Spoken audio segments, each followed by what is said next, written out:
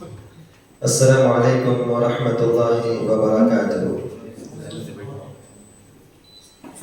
الحمد للہ رب العالمین والعاقبۃ للمتقین والصلاة والسلام علی اشرف الانبیاء والمرسلین نبینا محمد وعلى آلہ واصحابہ اجمعین، اما بعد۔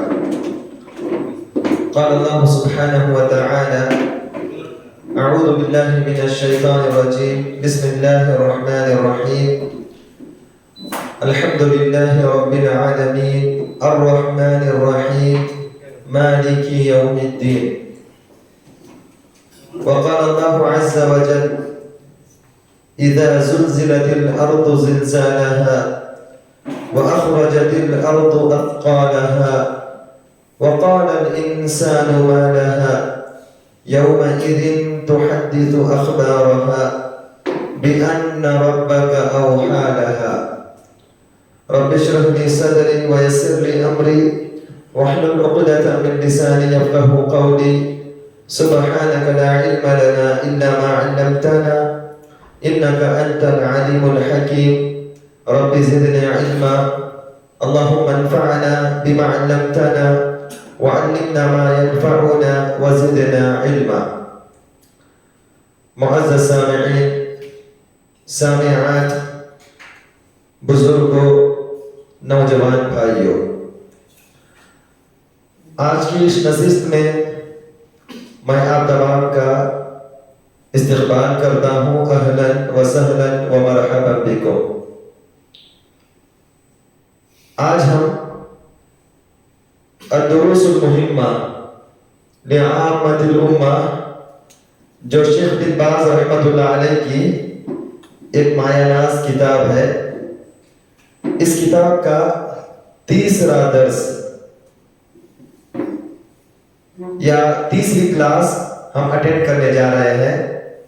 اللہ رب العالمین سے دعا ہے کہ اللہ رب العالمین یہ علم میرے لیے اور آپ کے لیے اللہ تعالیٰ نفع بخش بنائے، فائدہ مند بنائے، آمین یا رب العالمین۔ آج انشاءاللہ العزیز ہم لوگ جو شیخ بن باز رحمۃ اللہ علیہ نے اپنی کتاب الدروس المہمہ لعامۃ الامہ کا پہلا درس باندھا یا پہلا سبق ہے، جس کا عنوان شیخ بن باز رحمۃ اللہ علیہ نے یہ کہا کہ الدرس الاول، یعنی پہلا درس کس سلسلے میں؟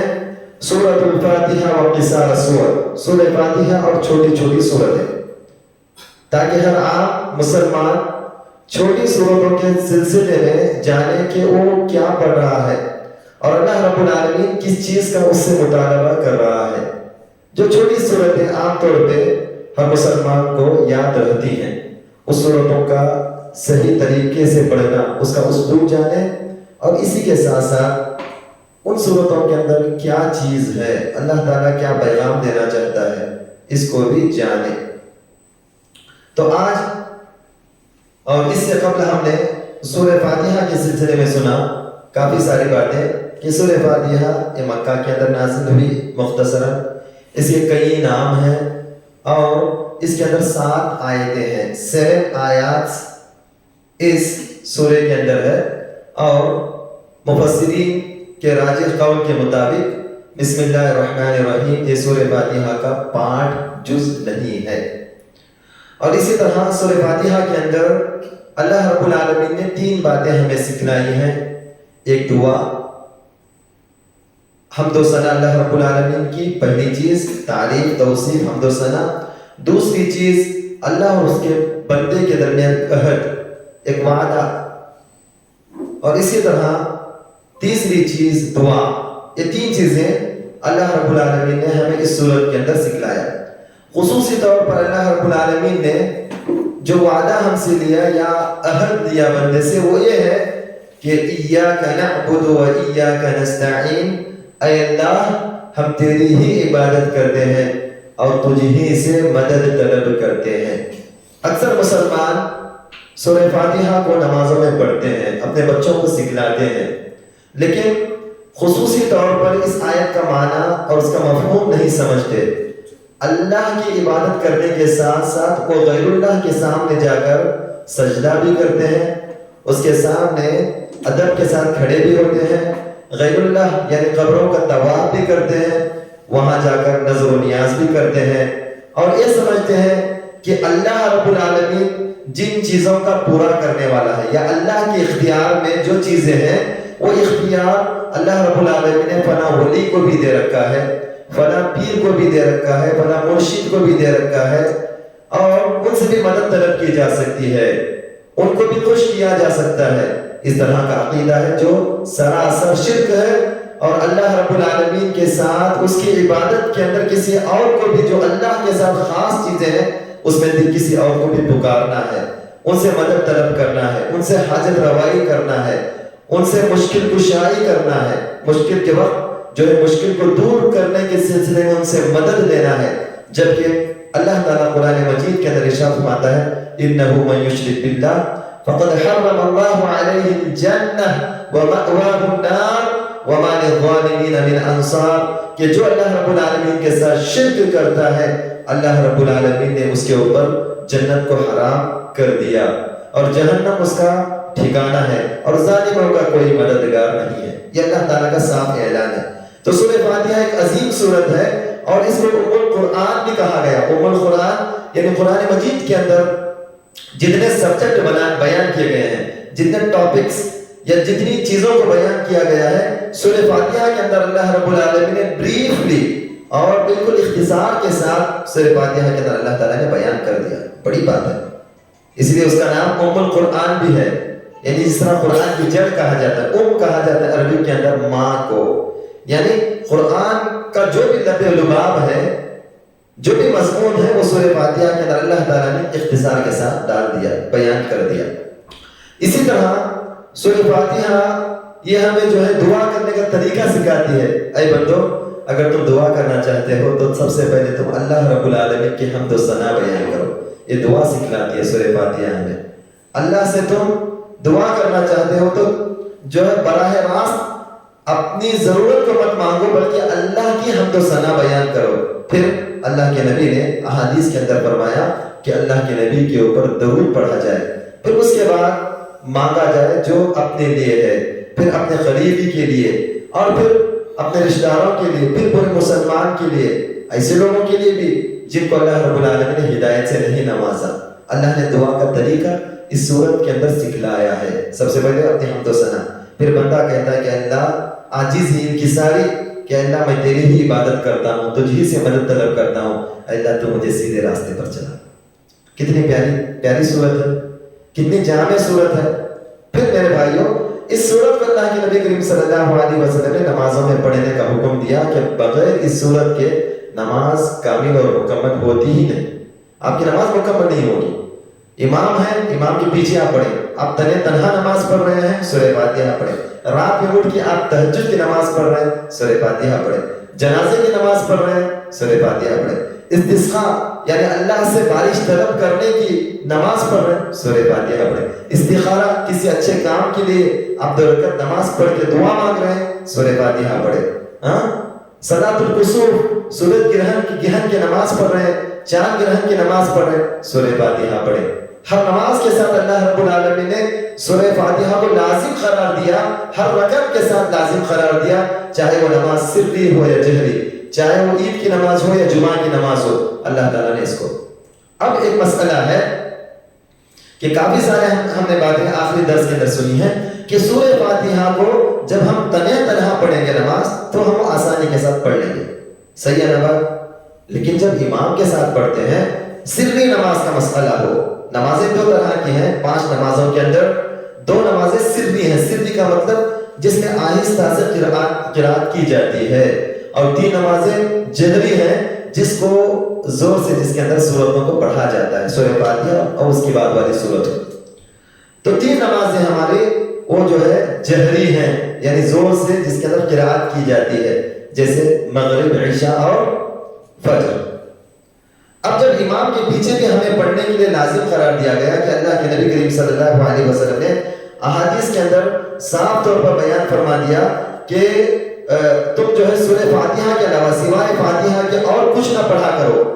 آپ نے فرمایا کہ ایک مرتبہ صحابہ کرام رضوان اللہ علیہم اجمعین حضرت عبادہ بن صامت فرماتے ہیں کہ ہم نماز فجر میں رسول اللہ صلی اللہ علیہ وسلم کے پیچھے تھے، آپ نے قرآن پڑھا، بس آپ پر قرآن پڑھنا تھوڑا بھاری ہو گیا، بوجھل ہو گیا۔ جب آپ نماز سے فارغ ہوئے تو فرمایا شاید تم اپنے امام کے پیچھے پڑھا کرتے ہو، تم بھی صحابہ کرام سے فرمایا کہ امام کے پیچھے پڑھا کرتے ہو۔ ہم نے کہا کہ ہاں اے اللہ کے رسول صلی اللہ علیہ وسلم۔ آپ صلی اللہ علیہ وسلم نے فرمایا سوائے سورہ فاتحہ کے اور کچھ نہ پڑھا کرو، کیونکہ اس شخص کی نماز نہیں ہوتی جو سورہ فاتحہ نہ پڑھے۔ تو معلوم ہوا کہ سورہ فاتحہ امام کے پیچھے پڑھنا چاہیے۔ اب مسئلہ یہ ہے کہ جب ہم جہری نماز میں امام کے پیچھے ہوتے ہیں، میں نے کہا کہ جہری نماز میں امام کے پیچھے ہوتے ہیں، جہری نماز میں خصوصی طور پر، تو سورہ فاتحہ کو کیسے پڑھا جائے؟ یہاں پر اہل علم نے سلف صالحین رحمہ اللہ سے یہ بات ثابت ہے اللہ کے نبی کریم صلی اللہ علیہ وسلم کے احادیث کے حوالے سے کہ امام کو چاہیے کہ ہر آیت کے بعد رکے، کیونکہ آیت کا مطلب کیا ہوتا ہے؟ آیت جو ہوتی ہے مثال کے طور پہ سورہ فاتحہ میں 7 آیتیں ہیں، تو ہر آیت کے بعد وقفہ کرتا ہے امام، ٹھہرتا ہے، یعنی جب آیت ختم ہونے کا ایک سرکل آتا ہے، ایک اس کے اوپر لکھا ہوتا ہے 2 اور 3 یہ لکھا ہوتا ہے، تو وہ جو وقت کی علامت ہے، وقت کا مطلب وہاں پر رکنا ہے۔ جب امام رکے گا جیسے الحمدللہ رب العالمین، پیچھے سے بولتا ہے الحمدللہ الرحمن الرحیم مالک یوم الدین، مقتدی پیچھے سے نماز میں وہ بھی سورہ فاتحہ پیچھے پیچھے پڑھے گا امام کے پیچھے۔ یاد رکھ لو امام سے قرات میں ہو یا ارکان میں آگے جانے کی بالکل اجازت نہیں ہے، امام سے آگے آپ نہیں جا سکتے، چاہے وہ قرات میں بھی کیوں نہ ہو۔ مثال کے طور پہ کوئی امام جو ہے سورہ فاتحہ کو اچھے طریقے سے پڑھنے والا، جیسے ایاک نعبد و ایاک نستعین کھینچ کے پڑھ رہا ہے، اور آپ جو ہے شروع کر دیا، وہ تعین بولنے سے پہلے آپ تعین بول دیے، تو یاد رکھ لو کہ قرات کا معاملہ ہو یا جو ہے سورہ فاتحہ کا معاملہ ہو یا رکوع سجود میں ہم لوگ جو جاتے ہیں، امام سے آگے بڑھنے کی کوشش نہ کریں، کیونکہ اللہ رب العالمین نے جو امام بنایا ہے، جو مقتدی پیچھے ہے، اس کی اقتداء کرنے کے لیے اللہ نے بنایا۔ امام کی اقتداء مقتدیوں پر واجب ہے، نہ امام سے آگے جائیں، نہ امام کے برابر جائیں، اور نہ ہی امام سے بہت ڈیلے کر کے جائیں۔ 3 چیزیں ہوتی ہیں عام طور پہ، ایک امام سے پہلے، ایک امام کے ساتھ جانا، اسی کے ساتھ یا امام کے ساتھ قرات کرتے رہنا، اور کبھی امام کے بہت پیچھے سے لیٹ کر کے ڈیلے کر کے جو رکوع میں جانا، سجود میں، تینوں چیزیں غلط ہیں۔ امام جیسے ہی جائے آپ اسی کو فالو کریں، اقتداء اسی کو کہتے ہیں، اتباع اسی کو کہتے ہیں کہ آپ اس کا جو ہے بیک ٹو بیک آپ اس کے پیچھے چلیں۔ بات سمجھ میں آگے واضح ہو گئی؟ تو سورہ فاتحہ کے لیے ایک چیز یہ ہے کہ مقتدیوں کے لیے۔ دوسرا ایک مسئلہ یہ ہے کہ 2 سکتے ہیں، یا تو امام جو ہے ہر آیت کے بعد تھوڑی دیر رکے، تھوڑی دیر کا مطلب تھوڑا سا چند لمحے، تاکہ جو ہے مقتدی پڑھ لے۔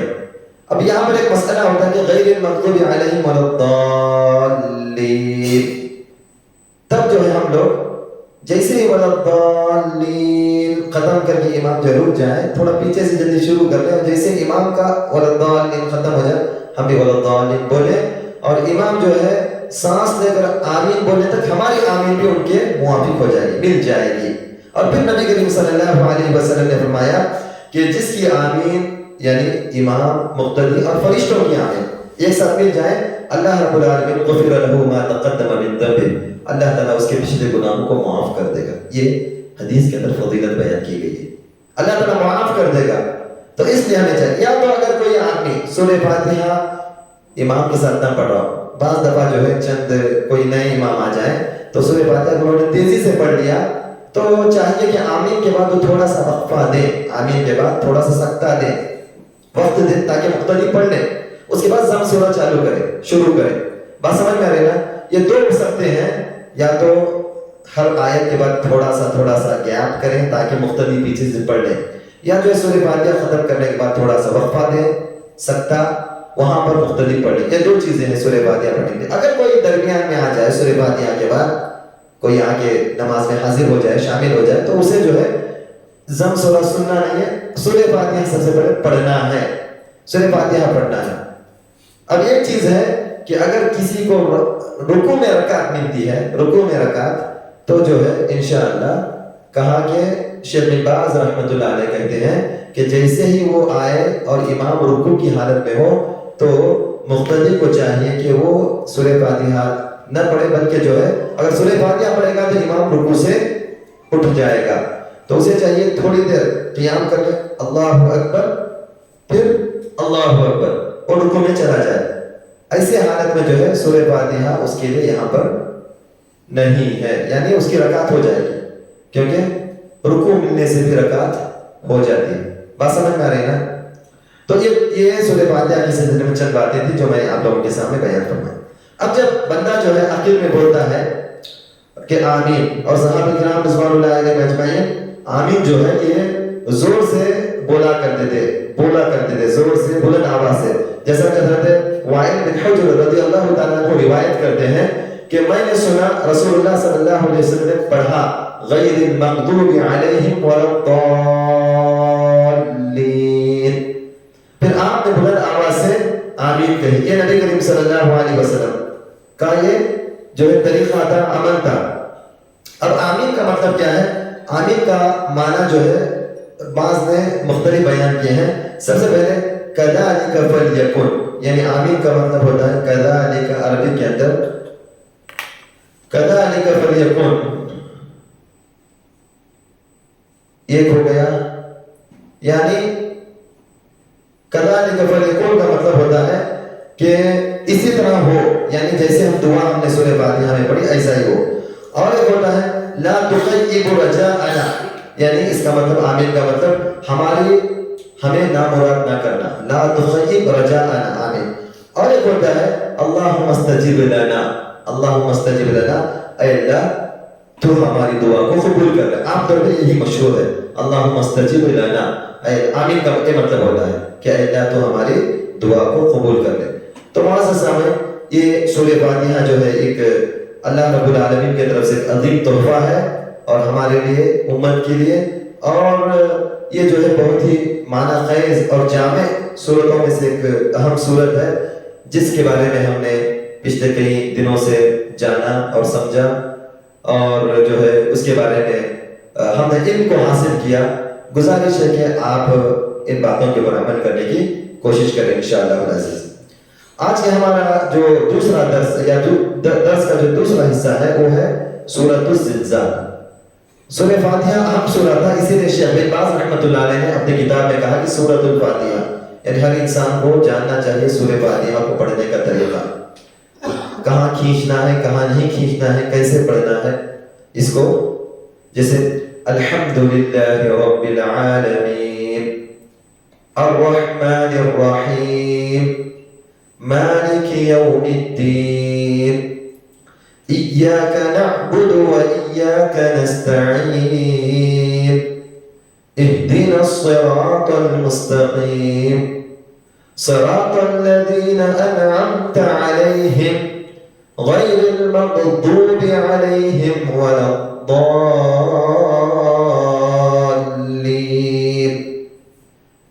جہاں پر مد ہے وہاں پر کھینچنا ہے، اور ہا میں فرق ہے، اور تا میں فرق ہے، صاد اور سین میں فرق ہے۔ تو ان تمام چیزوں کو جاننا ضروری ہے، ہم اللہ رب العالمین کے کلام کو صحیح طریقے سے پڑھنا، سمجھیں، جانیں، اور اسی طرح اس کا معنی۔ اب دوسری سورت ہے سورۃ الزلزال، یہ ہمارا آج کا دوسرا حصہ ہے سورۃ الزلزال۔ سورۃ الزلزال میں نے یہاں پر لکھا مدنیہ، اس کے بارے میں قدر اختلاف ہے کہ مکی سورت ہے یا مدنی۔ میں آپ لوگوں کو یہ بتلا دوں کہ مکی اور مدنی، تو قرآن مجید میں جو ہے 114 سورتیں، 114 قرآن مجید کی، اور یہ تمام سورتیں اور اس کی آیتیں الگ الگ اوقات میں الگ الگ جگہ پر اتری، اور نبی کریم صلی اللہ علیہ وسلم کو اللہ تعالیٰ نے جیسے حکم دیا کہ کون سی آیت کس سورت کے اندر فٹ کرنا چاہیے، یہ اللہ کے نبی نے صحابہ کرام کو بتلا دیا۔ اور صحابہ کرام میں کچھ کاتبین وحی تھے، یعنی وحی کو لکھنے والے صحابہ کرام تھے، ان کو اللہ کے نبی کریم صلی اللہ علیہ وسلم باقاعدہ لکھواتے تھے۔ اب قرآن مجید کی جو پہلی آیتیں ہیں جو اتری ہیں وہ 30ویں پارے کے اندر ہے۔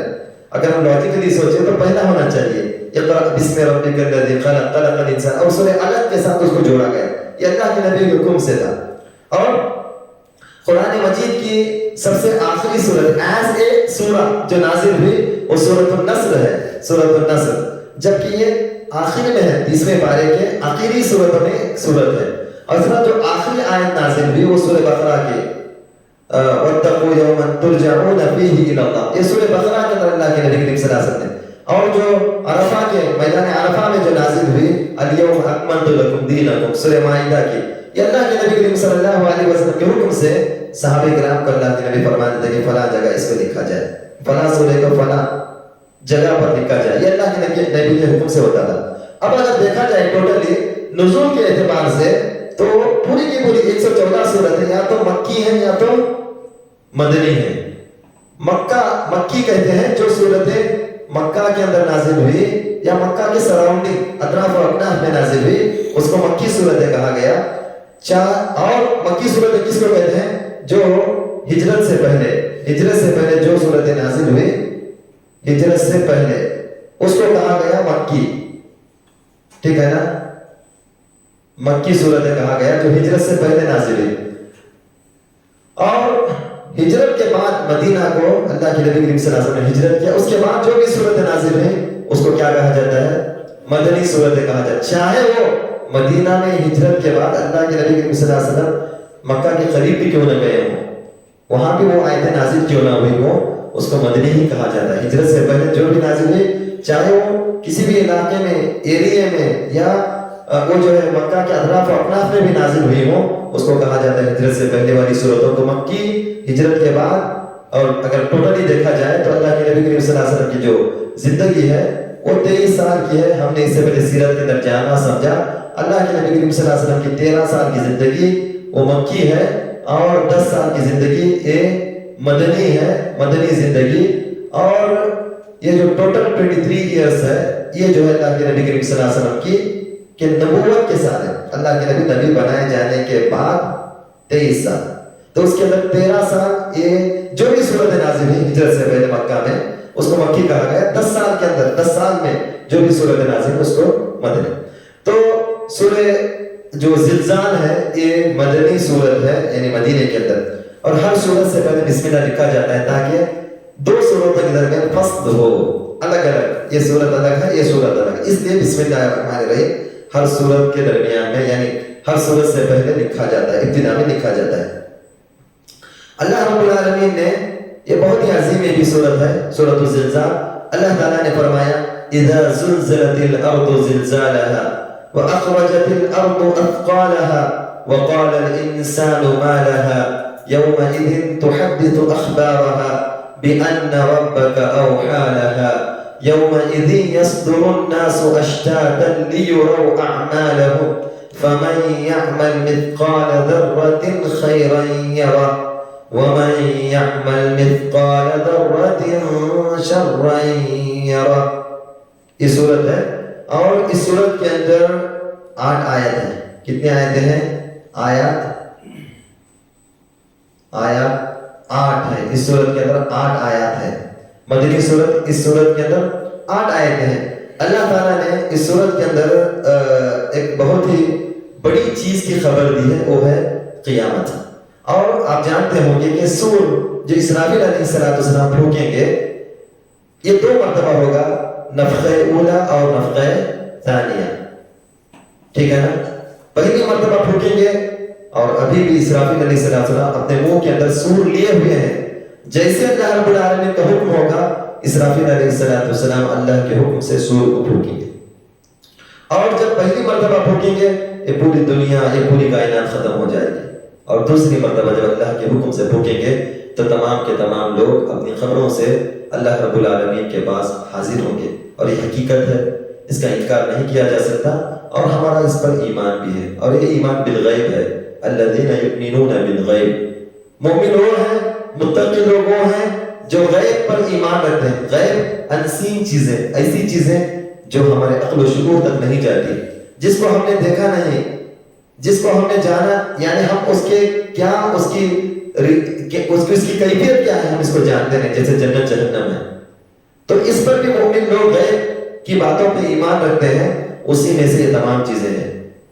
تو اللہ رب العالمین نے اس صورت کے اندر فرمایا اذا زلزلت الارض زلزالها، جب زمین پوری طرح جھنجھوڑ دی جائے گی، ہلا دی جائے گی، جھنجھوڑ دی جائے گی، واخرجت الارض اثقالها، اور اپنے بوجھ باہر نکال پھینکے گی، وقال الانسان ما لها، انسان کہے گا کہ انسان کہنے لگے گا کہ اسے کیا ہو گیا ہے،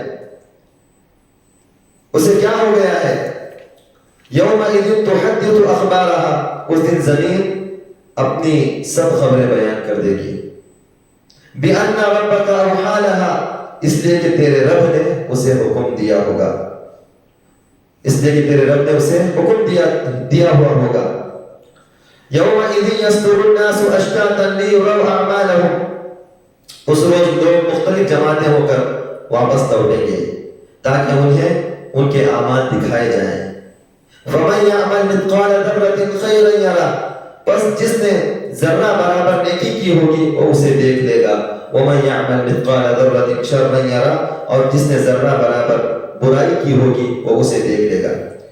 اس صورت کے اندر اللہ رب العالمین نے قیامت کی علامت کو بیان فرمایا، قیامت کے ایک منظر کو اللہ رب العالمین نے اس صورت کے اندر بیان فرمایا، یعنی زمین جو ہے جب یہ زلزلہ آ جائے گا، زمین ہلا دی جائے گی۔ زلزلے کا مطلب کیا ہوتا ہے کہ زمین کا ہلنا، ہم لوگ کہتے ہیں کہ فلاں جگہ زلزلہ آیا، زمین ہل جاتی ہے، گھر محل اور جو ہے بڑی بڑی بلڈنگیں دھس جاتی ہیں زمین کے اندر۔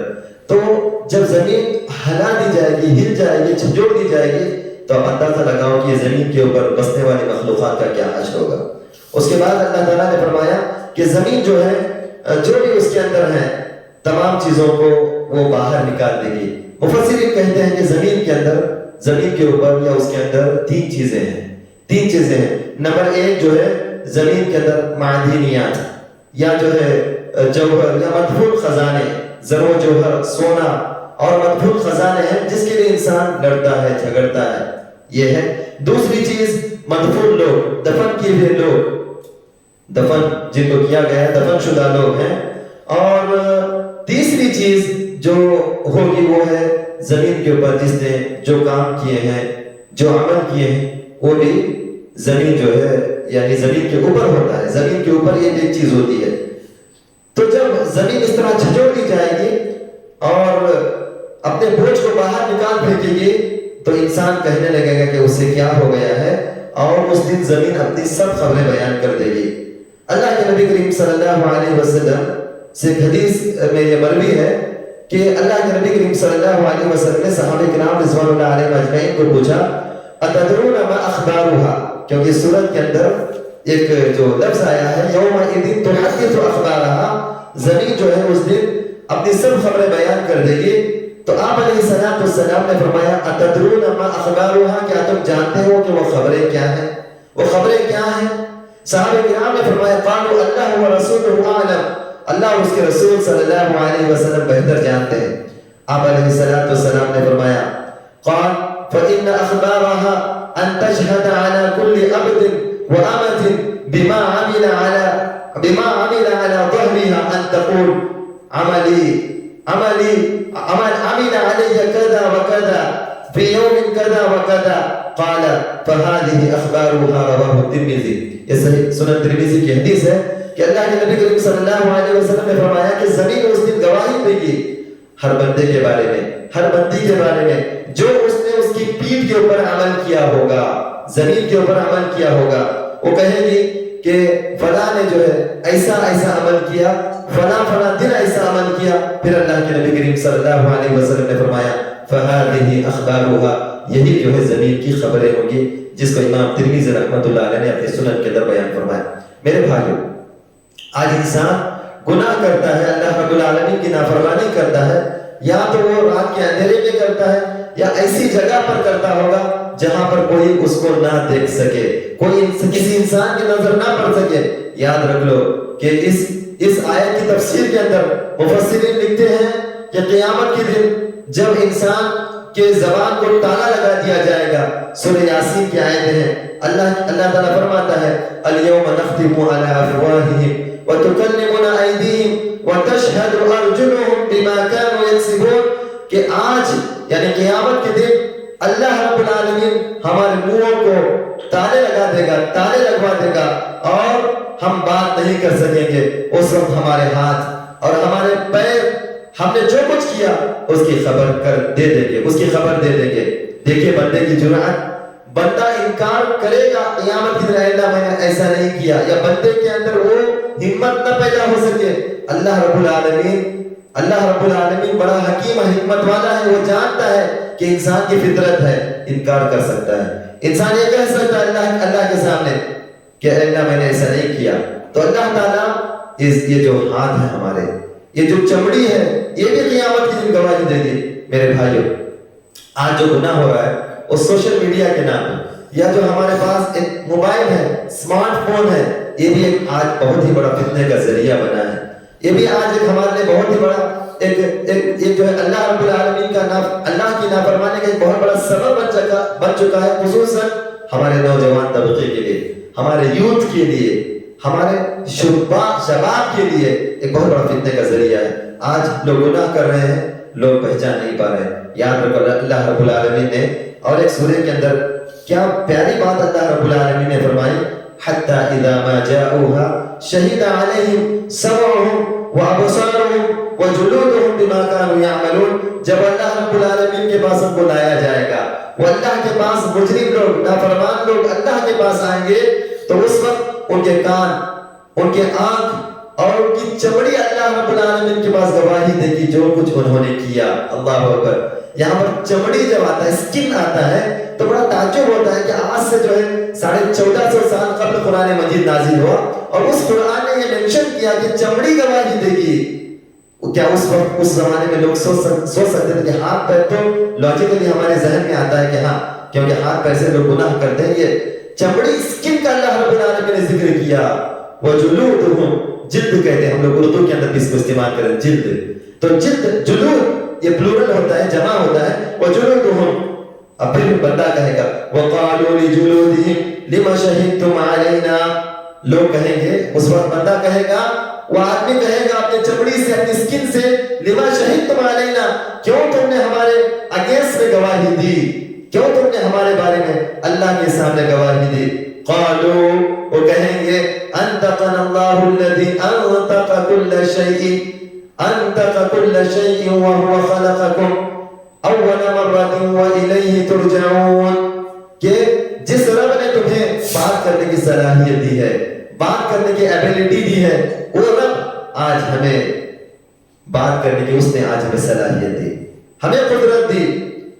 وَهُوَ خَلَقَكُمْ أَوَّلَ مَرَّةٍ وَإِلَيْهِ تُرْجَعُونَ، پھر وہ کہیں گے وَمَا كُنْتُمْ تَسْتَتِرُونَ أَنْ يَشْهَدَ عَلَيْكُمْ سَمْعُكُمْ وَلَا أَبْصَارُكُمْ وَلَا جُلُودُكُمْ، یعنی تم لوگ چھپاتے تھے، تم لوگ چھپا کر گناہ کرتے تھے، اور تم لوگ یہ سمجھتے تھے کہ یہ زبان، یہ ہاتھ، یہ پیر، یہ چمڑی تمہاری گواہی نہیں دے گی، وَلَكِنْ ظَنَنْتُمْ أَنَّ اللَّهَ لَا يَعْلَمُ كَثِيرًا مِّمَّا تعملون، یعنی تم اللہ رب العالمین کے اوپر گمان کرتے تھے کہ اللہ رب العالمین زیادہ وہ جاننے والا نہیں، جس طرح ہم جانتے ہیں اتنا جاننے والا نہیں۔ اللہ اکبر، نعوذ باللہ من ذالک۔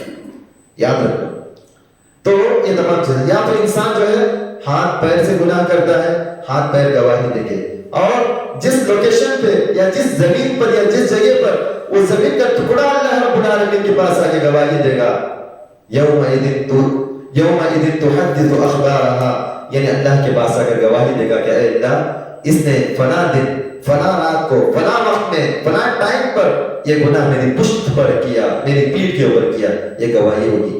اللہ اکبر۔ کہاں بھاگو گے؟ کہاں تک جاؤ گے؟ اللہ رب العالمین کی پکڑ سے کہاں تک؟ لوگوں کی نگاہ سے بچ سکتے ہو، سی سی کیمرہ سے بچ سکتے ہو، لیکن اللہ رب العالمین کی پکڑ سے نہیں بچ سکتے، کیونکہ آپ کا منہ ہو سکتا ہے کہ اللہ کے پاس بھی جھوٹ بولے، لیکن اللہ رب العالمین اسی زبان کو تالا لگا دے گا، اس کو لاک کر دے گا۔ تمہارے ہاتھ، پیر، یہ انگلیاں آج ہمارے بس کے اندر ہیں، یہ جو فنگرز ہیں یہ آج ہمارے اشاروں پہ حرکت کرتی ہیں، ہم جیسے چاہیں اسے موو کر سکتے ہیں اس کو، لیکن یاد رکھ لو قیامت کے دن یہی ہاتھ جس کے لیے ہم بہت ہی زیادہ جس کو حفاظت کر کے رکھے، جس کو ہر آنکھ سے پریشانی سے بچا کر رکھا، یہی ہاتھ ایک مرتبہ دیکھ لو اپنے ہاتھوں کے انگلیوں کو، یہی انگلیاں ہماری قیامت کے دن ہمارے خلاف گواہی دیں گی، یہی پیر ہمارے خلاف گواہی دیں گے، دیکھ لو اپنے پیروں کو، یہی پیر ہمارے گواہی دے دیں گے. اور یہی جو چمڑی ہے ہماری، یہ بھی اللہ رب العالمین کے پاس وٹنس ہوگی قیامت کے دن. اللہ کے پاس ہمارے بارے میں کہے گی کہ اللہ فلاں و فلاں. تو اس لیے اللہ رب العالمین کا خوف، اللہ کی خشیت ضروری ہے. اس کے بعد اللہ رب العالمین نے فرمایا لوگ اس روز مختلف جماعتیں ہو کر واپس لوٹیں گے تاکہ انہیں ان کے اعمال دکھائے جائیں. یعنی جماعتوں کا مطلب ہے کہ اچھے لوگوں کی، برے لوگوں کی جماعتیں، کفار کی، متکبرین کی، یعنی جماعت در جماعت لوگ اللہ کے پاس حاضر ہوں گے. یعنی حشر کا جو میدان ہوگا وہاں پر پورے کے پورے لوگ حضرت آدم علیہ السلام سے لے کے جتنے قیامت تک کی یعنی افراد ہیں، لوگ ہیں، اللہ کے پاس اکٹھا ہوں گے، جمع ہوں گے. پھر وہ ٹولیوں کی شکل میں، جماعتوں کی شکل میں اللہ کے پاس آئیں گے. پھر اللہ تعالیٰ نے فرمایا کہ فَمَن يَعْمَلْ مِثْقَالَ ذَرَّةٍ خَيْرًا يَرَهُ، جس نے رتی برابر بھی نیکی کی ہوگی اللہ رب العالمین اس کو وہ چیز دے گا. جو بھی خیر اس نے کیا اللہ تعالیٰ کے پاس وہ بدلہ پائے گا. اور جس نے رتی برابر بھی جو ہے گناہ کیا یا شر کیا اس کا بھی اللہ رب العالمین بدلہ دے گا. تو ذرہ کہتے ہیں چھوٹی سی بھی چھوٹی چیز کو ذرہ کہا گیا ہے. چونٹی جو ہوتی ہے اس سے بھی چھوٹی چیز کو ذرہ کہا جاتا ہے. اور یہ ذرہ جو ہے زال را تا سے ذرہ ہوتا ہے، یعنی جو زال را تا یہ جو تا مربوطہ یہ ذرہ ہوتا ہے. اور میں نے کہا کہ چھوٹی سی بھی. اور بعض اہل لغت نے انہوں نے کہا جو زبان، جو لینگویج، جو ڈکشنری یا جو اس کے ماہرین ہیں وہ کہتے ہیں کہ ذرہ کا مطلب یہ بھی ہوتا ہے کہ انسان ہاتھ پر مارتا ہے تو اس سے جو ہاتھ پر جو مٹی لگ جاتی ہے وہ جو اڑتا ہے نا اسی کو بھی ذرہ کہا گیا. بعض نے یہ بھی کہا کہ ذرے کا مطلب یہ ہے کہ ایک سورج کی جو شعاعیں آتی ہیں، روشنی آتی ہے کسی کھڑکی سے یا جو کسی ایک سوراخ سے، جو اس کے اندر چھوٹے چھوٹے ذرات، چھوٹی چھوٹی چیزیں دکھائی دیتی ہیں. اصل میں اگر چھونے جائیں گے تو وہ ہمارے ہاتھوں کو لگتے بھی نہیں ہو، ہم اس کو پکڑ بھی نہیں سکتے، اس کو بھی ذرہ کہا گیا ہے. اللہ اکبر. اگر کسی نے اتنا برابر بھی اچھائی کی ہے تو اللہ تعالیٰ اس کا بدلہ دے گا. اگر کسی نے اتنا برابر بھی شر کیا ہے، برائی کی ہے، دیکھیے اللہ رب العالمین وَلَا يَظْلِمُ رَبُّكَ أَحَدًا، اللہ تعالیٰ کسی پر ظلم کرنے والا نہیں ہے. اور اللہ تعالیٰ نے إِنِّي حَرَّمْتُ الظُّلْمَ عَلَى نَفْسِي، میں نے ظلم کو اپنے اوپر حرام قرار دے دیا، میں نے حرام کر لیا اپنے آپ پر ظلم کو. یہ حدیث قدسی ہے، اللہ تعالیٰ خود فرماتا ہے إِنِّي حَرَّمْتُ الظُّلْمَ عَلَى نَفْسِي. پھر امام شوکانی رحمۃ اللہ علیہ اور دوسرے جو کہتے ہیں کہ امام مقاتل کہتے ہیں کہ یہ سورت 2 آدمیوں کے بارے میں نازل ہوئی، 2 آدمیوں کے بارے میں نازل ہوئی، جس میں سے ایک شخص ایسا جو کسی مانگنے والے کو تھوڑا صدقہ دینے میں، چھوٹی سی بھی چیز دینے میں کہتا ہے کہ تحمل کرتا ہے اتنی چھوٹی چیز دے گی کیا. اور دوسرا وہ شخص جو چھوٹا گناہ کرنے میں خوف محسوس نہیں کرتا، یعنی چھوٹا گناہ کرے تو چھوٹا گناہ ہے نا.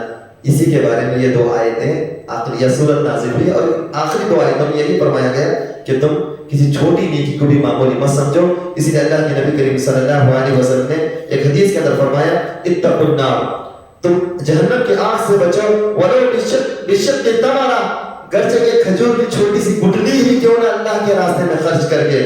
فَإِن لَمْ تَجِدُوا فَبِكَلِمَةٍ طَيِّبَةٍ، اگر تم اس کھجور کی گٹلی کو بھی نہ پاؤ، یعنی اتنا بھی اجر نہ کر سکتے ہو، تو اچھی بات کر کے لوگوں کو جو ہے لوگوں کے سامنے اچھی بات کرو. اچھی بات کرنا یہ بھی صدقہ ہے اللہ کے نبی صلی اللہ علیہ وسلم. کتنی پیاری چیز ہے. تو اس صورت کے اندر یہ کہا گیا کہ ان 2 شخصوں کے بارے میں، جس کے بارے میں یہ کہا گیا کہ ایک آدمی ایک چھوٹی سی چیز صدقہ و خیرات کرنے کے لیے کہتا ہے کہ یہ تو بہت معمولی سی چھوٹی چیز ہے، اس کو دینے سے کیا کچھ بھی نہیں ملنے والا. اور چھوٹے گناہوں کے سلسلے میں کہ چھوٹا گناہ معمولی سمجھ کر رہا ہے تو یاد رکھو کہ اللہ رب العالمین کی پکڑ بڑی سخت ہے. ان بطش ربک لشدید واملی لهم ان کیدی متین. اور آج کی جو آخری صورت ہے وہ ہے ہماری یعنی آج کے درس کے لحاظ سے وہ ہے سورہ زلزال، سورہ عادیات یہ صورت ہے. اور یہ بھی جو ہے صورت جیسا کہ ہم نے سنا یہ مکی صورت ہے اور اس کے اندر بھی جو ہے 11 آیات اس صورت کے اندر ہے. 11 آیات ہیں، یہ صورت مکی ہے، 11 آیات اس صورت کے اندر ہے. اور اس صورت کے اندر ایک بڑی خصوصیت یہ ہے کہ اللہ رب العالمین نے جانور کی تعریف کی ہے اس صورت کے اندر. ایک جانور، وہ کون سا جانور ہے جس کی اللہ تعالیٰ نے اس صورت کے اندر تعریف کی ہے؟ کوئی بتا سکتا ہے؟ جی گھوڑا، ماشاءاللہ. تو یہ گھوڑا ہے جس کی اللہ رب العالمین نے اس صورت کے اندر اس کی تعریف کی ہے اور اس کی قسم اللہ تعالیٰ نے کھائی. اللہ اکبر. اللہ تعالیٰ نے قسم کھائی ہے. اور آپ جانتے ہوں کہ اللہ رب العالمین کے لیے جائز ہے کہ وہ اپنی مخلوق میں سے جس کی چاہے وہ قسم کھا سکتا ہے، وہ قسم کھا سکتا ہے. لیکن مخلوق کے لیے جائز نہیں ہے کہ وہ اللہ کے علاوہ کسی اور کی قسم کھائے.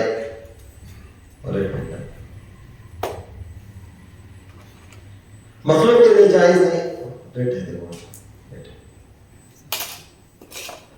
مخلوق کے لیے جائز نہیں ہے کہ وہ اللہ کے علاوہ کسی اور کی، نہ باپ دادا کی نہ کسی اور کی قسم کھائے. یہ جائز نہیں ہے. ہاں ہم مانتے ہیں کہ ماں کا درجہ جو ہے بہت بڑا ہے.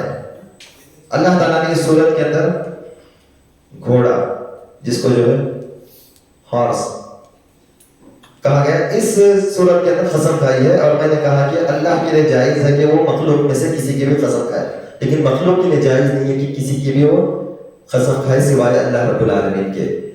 ماں کا درجہ بہت بلند ہے لیکن ماں کی قسم نہیں کھا سکتے. باپ کا درجہ بڑا بلند ہے لیکن باپ کے سر کی قسم نہیں کھا سکتے، کیونکہ اللہ رب العالمین جو ہے اپنی قسم کھانے کا حکم دیا اللہ کے نبی کریم صلی اللہ علیہ وسلم کی زبان. من کان حالفا فلیحلف باللہ او لیصمت. جو قسم کھانا چاہتا ہے، اور قسم جو ہے نارمل چیزوں کے لیے نہیں ہے، کوئی ایسا میٹر آ جائے جہاں پر قسم ضروری ہے تو قسم کھائے آدمی. بات پر قسم نہیں، جھوٹی قسمیں نہیں، مال بیچنے کے لیے جھوٹی قسمیں نہیں. اللہ کی قسم کیوں نہ ہو لیکن جھوٹی قسمیں کھانا جائز نہیں ہے. اللہ کے نبی فرماتے ہیں جو آدمی قسم کھانا چاہے وہ اللہ کی قسم کھائے او لیصمت، یا خاموش ہو جائے.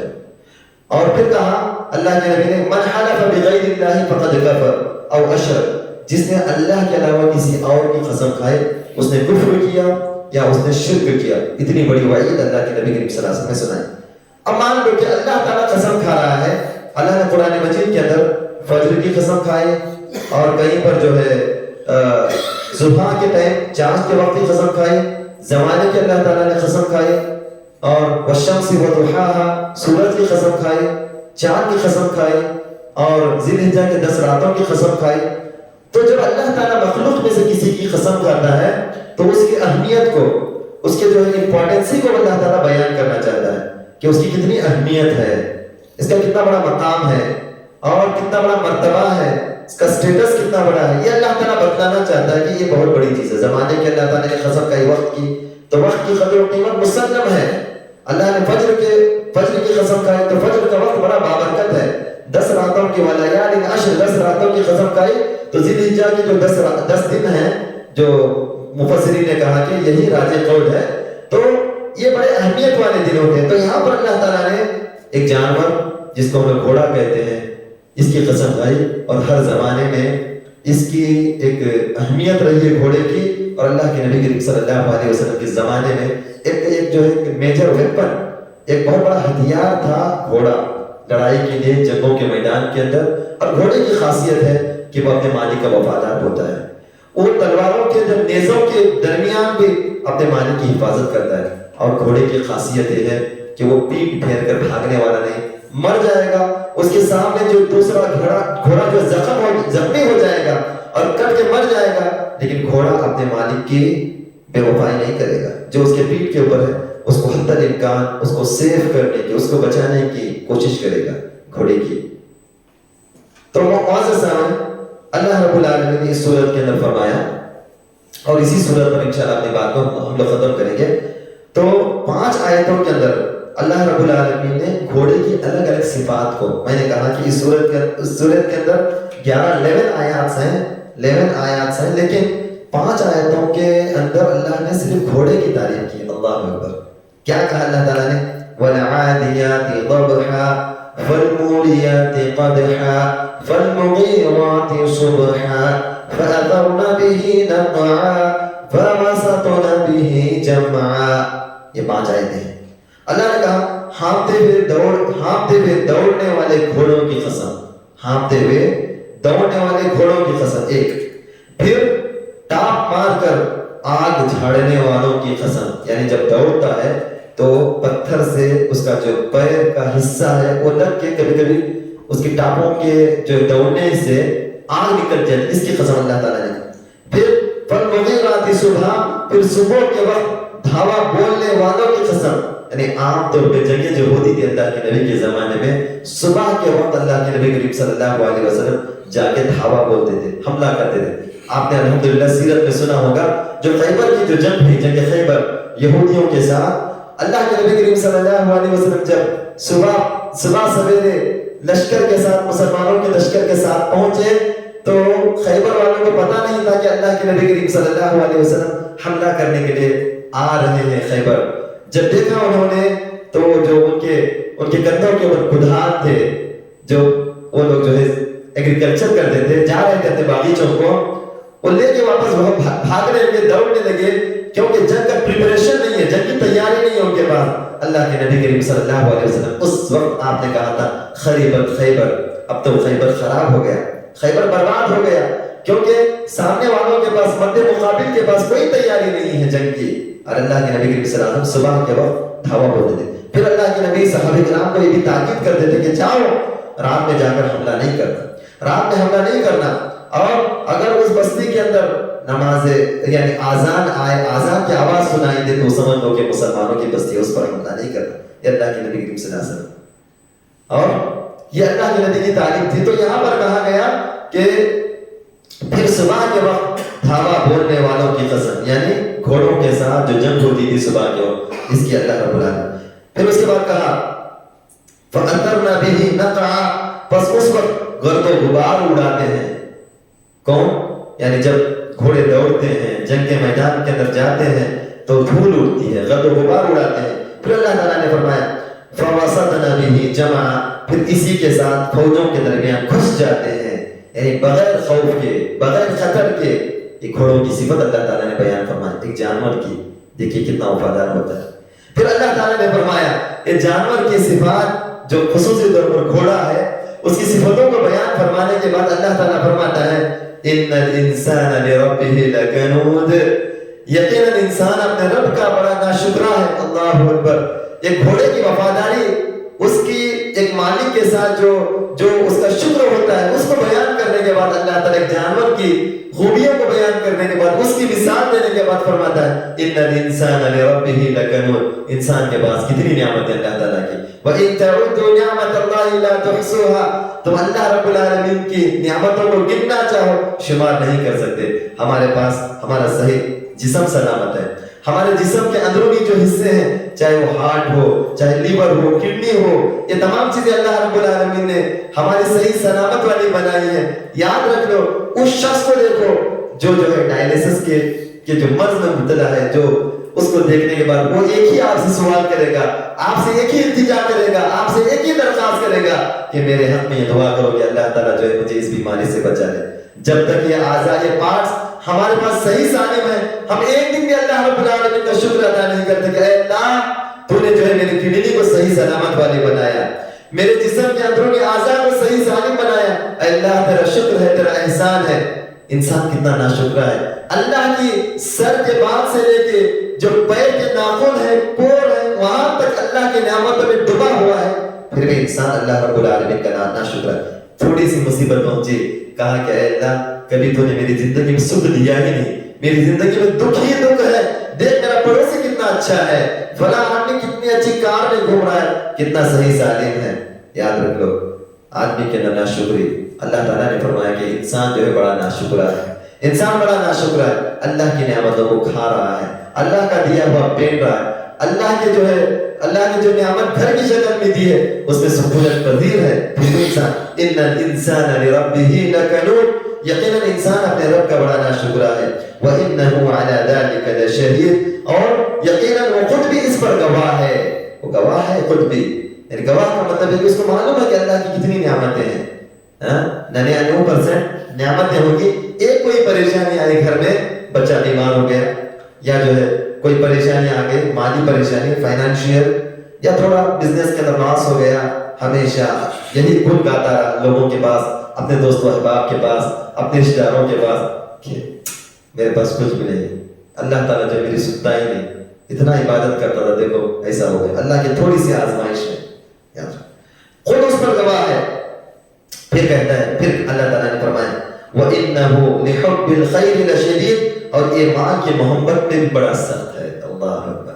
وَتُحِبُّونَ الْمَالَ حُبًّا جَمًّا، یعنی اللہ تعالیٰ نے انسان کے ایک نیچر کو، اس کی فطرت کو بیان کیا. کہا کہ انسان کے فطرت کے اندر یہ گھسا ہوا ہے کہ وہ مال سے بہت زیادہ محبت کرتا ہے، جبکہ بساطت مال اس کے لیے فتنہ ہے.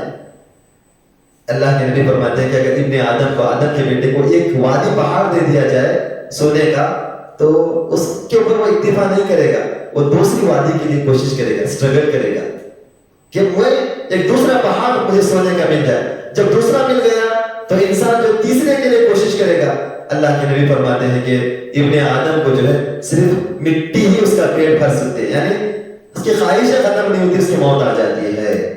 وَإِنَّهُ لِحُبِّ الْخَيْرِ لَشَدِيدٌ، وہ یقیناً وہ جو ہے اس کے اندر مال کی محبت، یہ مال کی محبت میں بھی بڑا سخت ہے. جبکہ مال انما اموالکم واولادکم فتنہ یا ایھا الذین آمنوا لا تلہکم اموالکم ولا اولادکم عن ذکر اللہ، اے وہ لوگ جو ایمان لائے ہو، تمہارے مال، تمہاری اولاد تمہیں اللہ رب العالمین کی ذکر سے نہ روک لیں. اجمال کی محبت میں انسان اتنا اندھا ہو گیا ہے کہ اللہ رب العالمین کون ہے، اللہ کی ذات کیا ہے، اللہ کی عبادت کیسی کرنی چاہیے، آدمی بھول گیا. اتنا محنت، اتنی دنیا کے لیے اتنی محنت، کاش اس نے تھوڑا وقت اللہ کے لیے دیا ہوتا تو جو اس کی دنیا بھی سدھر جاتی، آخرت بھی سدھر جاتی. کہ مال مال مال، انسان کہتا ہے کہ میرا مال میرا مال. اللہ تعالیٰ کہتا ہے یہ تیرا مال نہیں، جو تو کھایا وہ نکل گیا، جو تو پہنا وہ بوسیدہ ہو گیا، ختم ہو گیا، اور جو چھوڑا وہ تو تیرے ورثہ کا ہو گیا. تیرے بعد جو ہے تیرے پراپرٹی کے سلسلے میں تیرے بچے جھگڑیں گے، تیرے رشتہ دار جھگڑیں گے، کیا لے کے گیا؟ قبر میں جب گیا تو خالی ہاتھ گیا. جو تم نے اللہ کے راستے میں صدقہ کیا، خیرات کیا، نیک کاموں کے لیے خرچ کیا، یہی تیرا مال ہے. اللہ تعالیٰ فرماتا، اللہ کے فرشتے کہتے ہیں یہی تیرا مال ہے. جو صدقہ کیا، جو تم نے خیراتی کاموں میں جو تم نے وقف کر دیا، یہی تیرا مال. یاد رکھ لو، اور جن کے پاس مال ہے وہ اللہ کے راستے میں دینے میں بڑے بخیل ہیں. اللہ نے جن کو نہیں دیا وہ دینا چاہتے ہیں اللہ کے راستے میں، ان کے پاس بڑا دل ہے.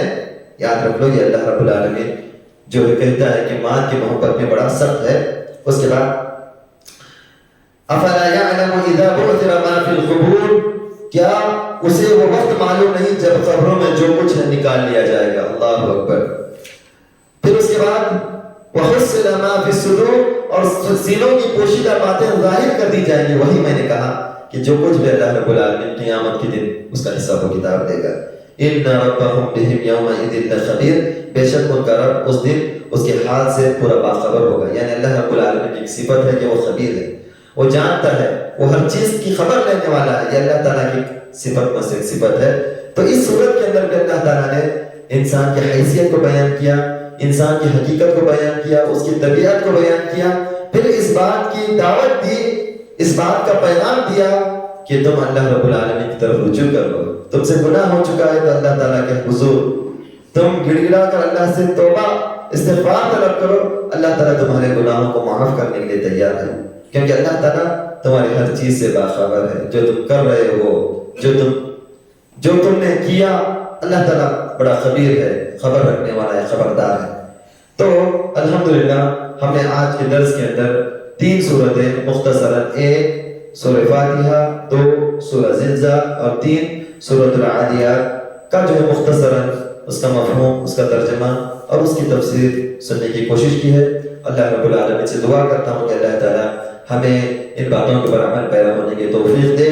اللہ تعالیٰ ہمیں اس کے برگزیدہ بندوں میں سے، نیک بندوں میں سے، صالح بندوں میں سے جو علم کو حاصل کرتے ہیں اور علم کے مطابق عمل کرتے ہیں اور اپنے وقت کو اللہ رب العالمین کے لیے صرف کرتے ہیں، ایسے بندوں میں سے اللہ تعالیٰ ہمیں بنائے. اور اللہ تعالیٰ ہمارے ان پڑھنے کو، سننے کو، ہمارے نیک اعمال کو، اعمال صالحہ کو شرف قبولیت سے نوازے. اور اللہ تعالیٰ جو ہے ہمیں کتاب و سنت کے اوپر رکھے اور ہمیں ہر قسم کی پریشانیوں سے، دکھ درد سے، غم و فکر سے، بڑی اور بری بیماریوں سے، جان لیوا بیماریوں سے اور گھروں میں آنے والی نت نئے فتنوں سے اور پریشانیوں سے، قرض سے اللہ تعالیٰ ہمیں بچائے رکھے. اور اللہ تعالیٰ ہمیں اپنا اس کا حق اور بندوں کا حق کما حق ادا کرنے کے اللہ تعالیٰ ہمیں توفیق دے.